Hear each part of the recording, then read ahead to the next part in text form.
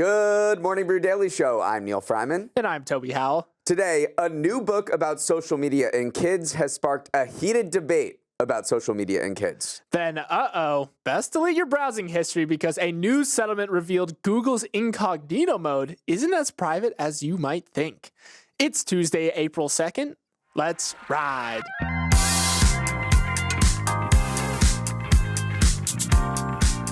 So we got the Iowa versus LSU rematch last night, and boy, did it live up to the hype. Caitlin Clark dropped 41 points and hit 9 3-pointers to lead Iowa to the dub, sending Kim Mulkey and Angel Reese packing. Neal, sometimes we blow certain players or games out of proportion, and it's impossible for them to live up to expectations. Caitlin Clark and Iowa somehow exceeded them once again. Yeah, it was a fantastic game. Definitely the most exciting thing to ever happen in Albany, New York. Sorry, Albany people. But it's true. I mean, Angel Reese also was super impressive. I haven't really seen her play. And also Caitlin Clark. I haven't watched that many games. Super back and forth games, super fast-paced. Now, let's look ahead to the Final Four. Both NC State and UConn have teams in the Final Four in both the women's and men's tournaments. So can you imagine being a student at those schools right now? There's something in the water both at NC State and UConn right now, that's for sure. Now let's hear from our friends over at Robinhood. Robinhood is famous for being a commission fee trading platform. Other fees apply, but it's also got a lot more under the hood. That's its stock symbol, after all. And you can also research and invest in ETFs, and qualified traders can trade options. You an options guy, Toby? I'm more of a long-term thinker. That said, it's nice to know that the option to trade options is there. Yeah, I'm the same way. And what's nice is no matter how advanced of an investor you are, Robinhood's sleek design and intuitive experience make it easier than ever to start investing. If you want to see what's under the hood at Robinhood, learn more about the free app in the App Store or Google Play Store.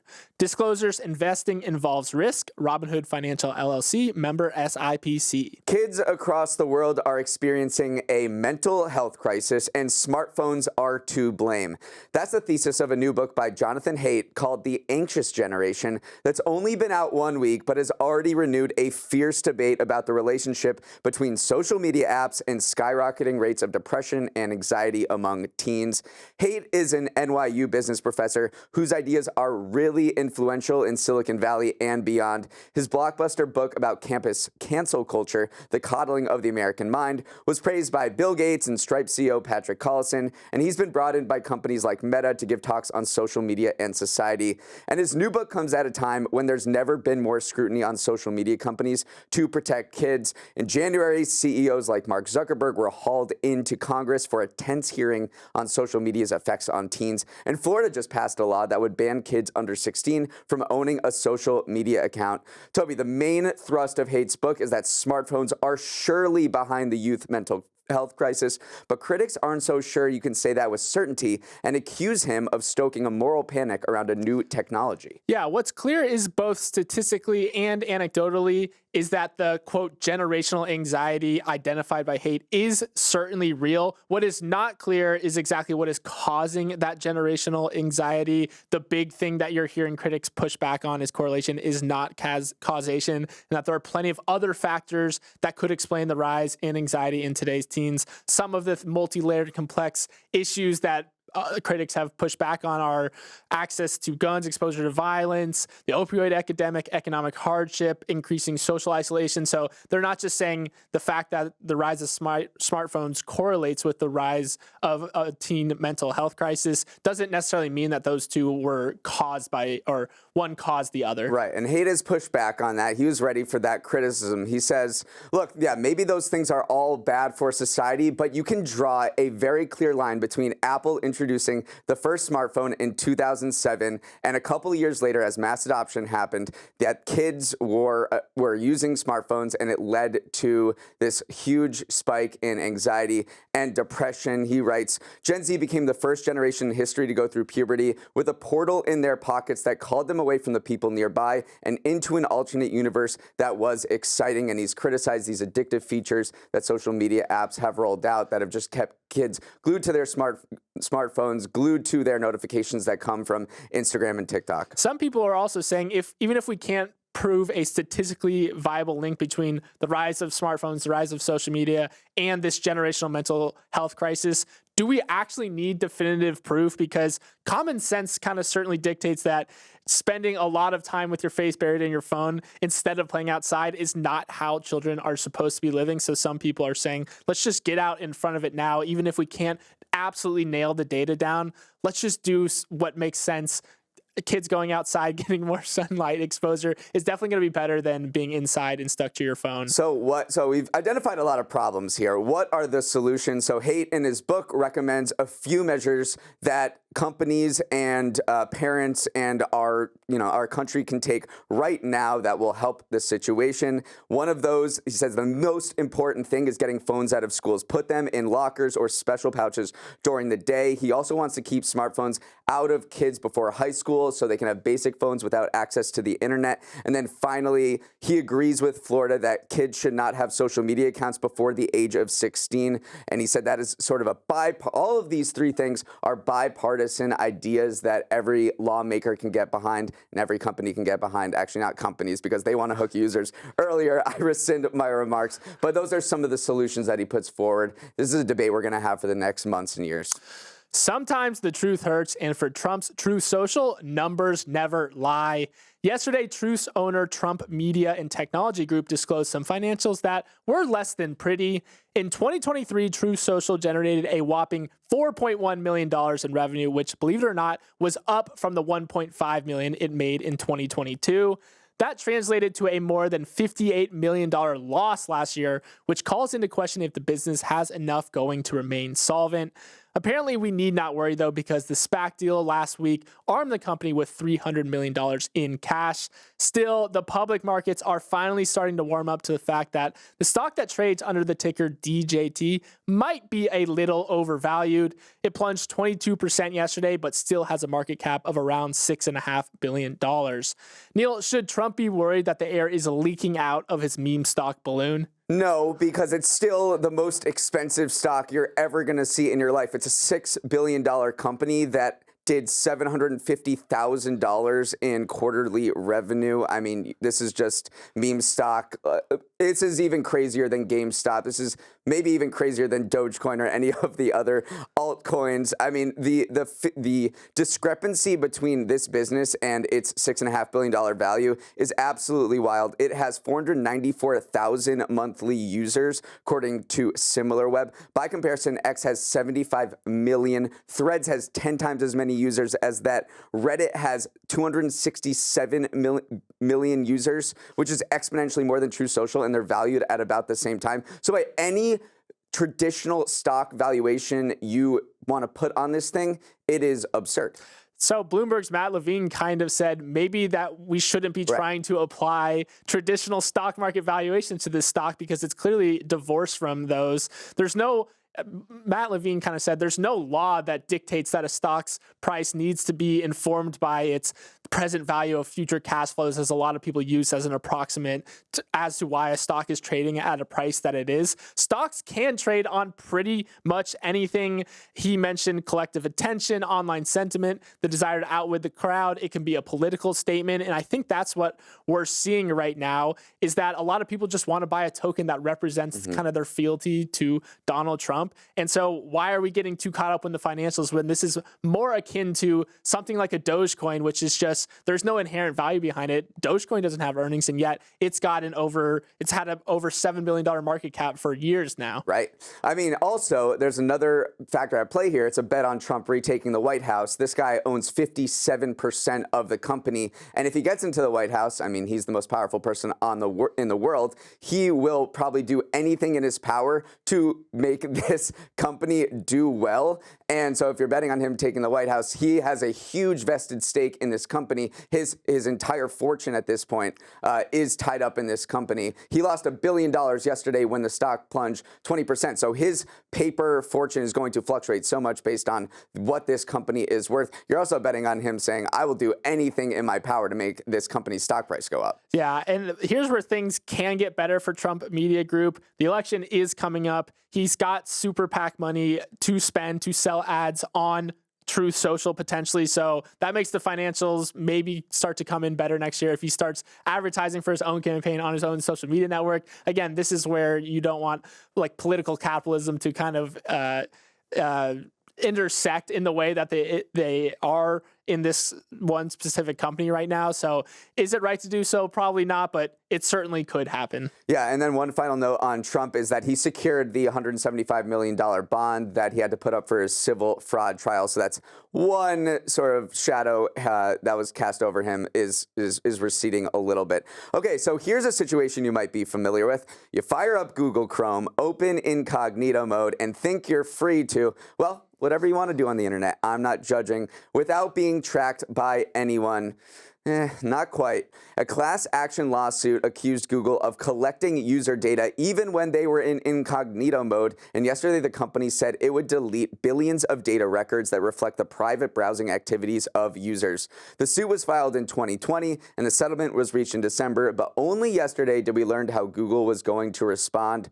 The plaintiff's lawyers call it a significant and rare concession from a tech giant. Remember, Google makes its living from leveraging user data to fuel its ad business, and now it has a lot less of it. For its part, Google said it was happy to delete, quote, old technical data that was never associated with an individual. But this whole ordeal is an important reminder that you're never truly wearing an invisibility cloak when on the internet, not even when private browsing. Yeah, to me, this is a little like Tesla calling its autopilot full self-driving. Don't market something as something it is not. If you call it private browsing or incognito mode, don't oversell how private it is while still harvesting user data. And the settlement clearly shows that the courts kind of agree with that perspective. So one thing that is certainly going to change is that, or one thing that you saw throughout this suit is that employees were also raising concerns about incognito mode throughout the last couple of years. We need to stop calling it incognito mode and stop using a spy guy icon. That was one engineer wrote to a Google coworker in 2018. And then another Google employee recommended changing the incognito page to say, you are not protected from Google. So clearly this was something that internally Google people realized was not right. And now they're making strides to change it. Yeah, pretty embarrassing internal emails. Just for an overview, people might be wondering, what is incognito mode? Like what is, and also Safari has it, every browser has it where you can go private browsing. It's not really private browsing, which we're about to explain.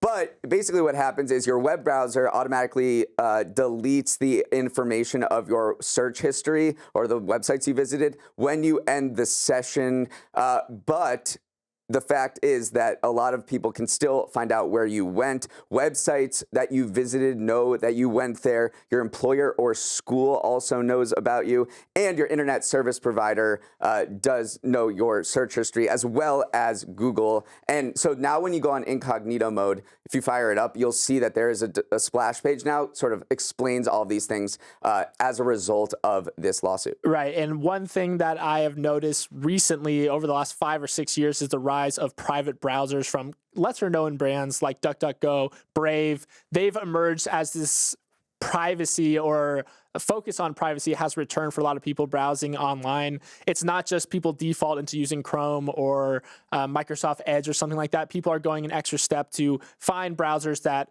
their main value prop is that they do protect you, and it's almost like you're constantly browsing in private mode because they realize that a lot of these tech companies are overstepping their privacy boundaries. Up next, Gen Z loves the trades and what a long-term study of U.S. Census data shows us about new types of jobs. Gen Z is a lot of things, the TikTok generation, the anxious generation, but it's also turning into the toolbelt generation, which is what I'm breaking down on this week's edition of Toby's Trends, where I, an overstimulated and sleep-deprived Gen Zer, educate my millennial co-host Neal on a recent trend I have my eye on. Today's trend is the rise in young people stepping off the beaten college to 9-to-5 path and stepping into the trades. The number of students enrolled in vocational community colleges jumped 16% last year, and enrollment is currently sitting at its highest level since the National Clearinghouse began tracking data in 2018. The reasons are plentiful. America needs more skilled trade workers like plumbers and welders. Students are increasingly disillusioned by the prospect of going to an expensive four-year college, and you can make bank in the trades.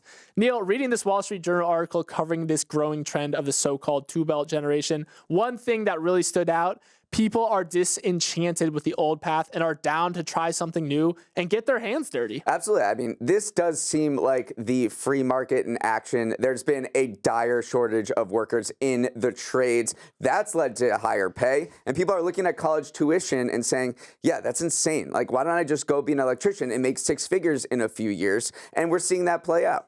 Yeah, carpenters and electricians are getting younger, which is showing that this trend really is something that is affecting Gen Z. The number of carpenters in the U.S. grew over the past decade, while their median age fell from 42.2 to 40.9. Same thing for electricians as well. What also is interesting to me is that we've talked about this on the show before. There's this new study from the Burning Glass Institute that shows that roughly half of college graduates end up in jobs where bachelor degrees aren't needed, and many high school graduates say they're disinclined to take on that college debt. So that is something, the underemployment wave that you've heard us talk about on the show before, that is also leading people to step foot into the trades. Absolutely. There's push and pull factors here. One of the push factors is you look at college and you say, it's just not worth it for me. There's new figures out this year for some New England universities and colleges that showed that several of them now cost more than $90,000 a year when you add up tuition and costs.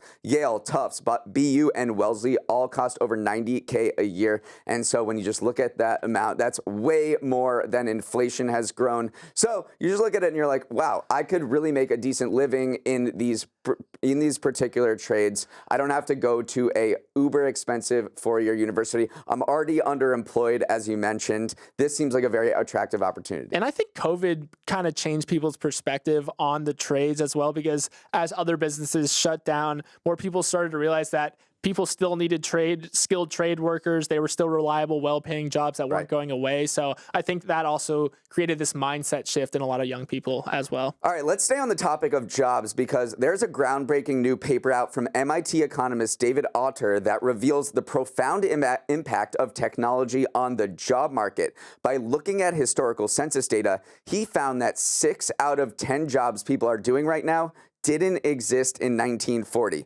Software engineer wasn't a thing until a few decades ago. Solar panel technician, same. Podcast hosts, get out of here.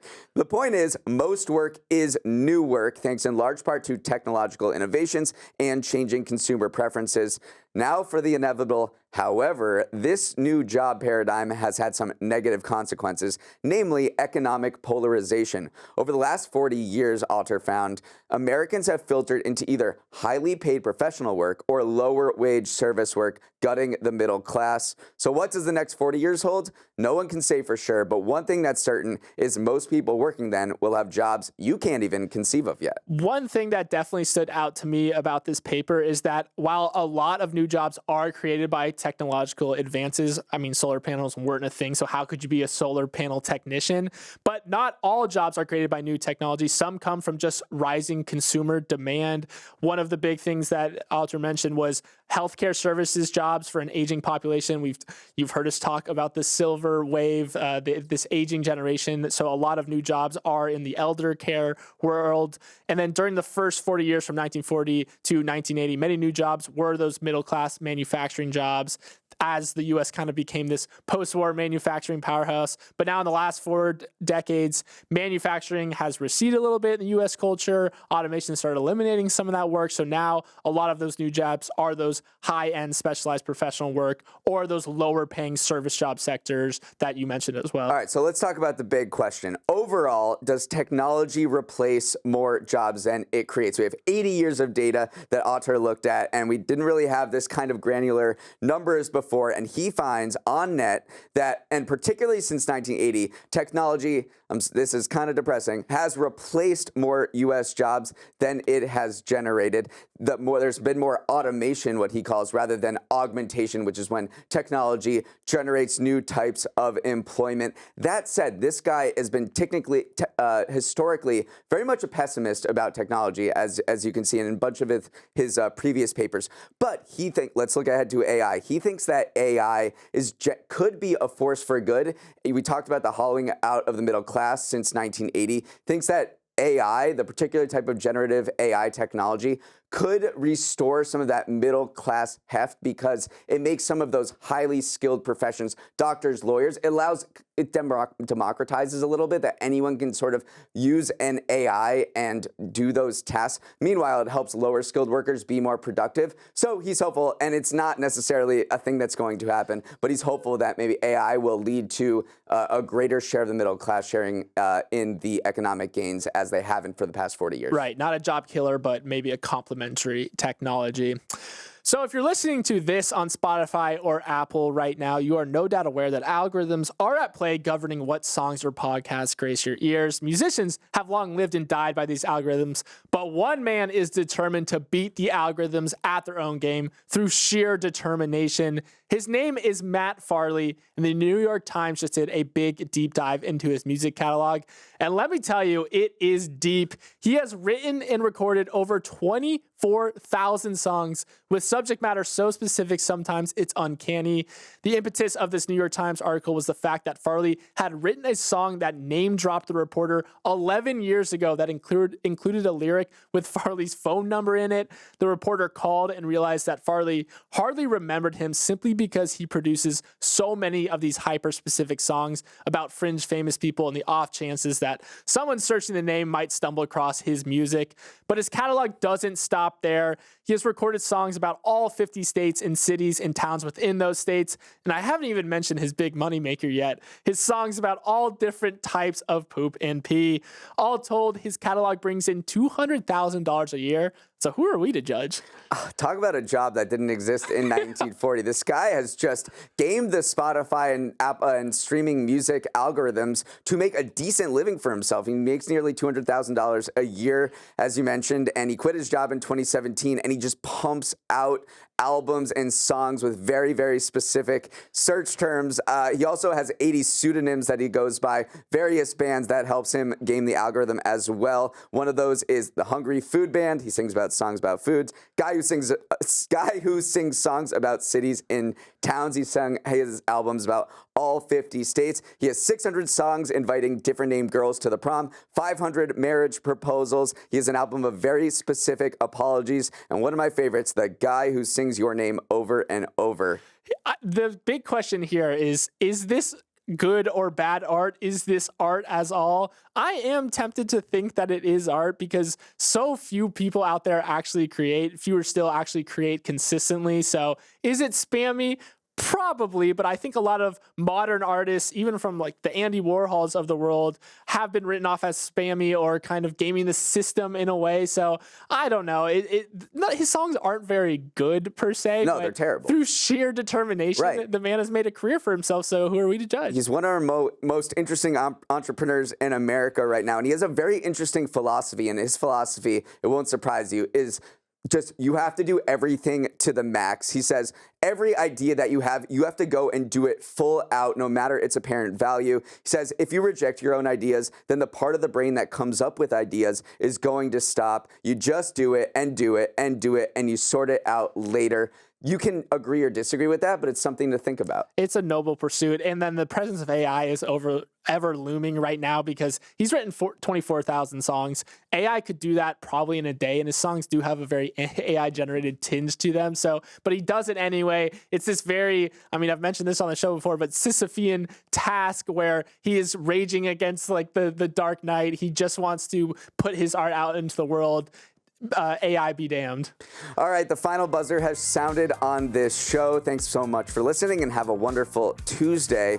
Many of you have offered some really thoughtful feedback in the past few days, and if you don't want to feel left out, send some director's notes to our email, morningbrewdaily@morningbrew.com. Let's roll the credits. Emily Milliron is our executive producer. Raymond Liu is our producer. Olivia Graham is our associate producer. Uchenna Ogu is our technical director. Billy Menino is on audio. Hair and makeup needs a Matt Farley song ASAP. Devin Emery is our chief content officer, and our show is a production of Morning Brew. Great show today, Neal. Let's run it back tomorrow.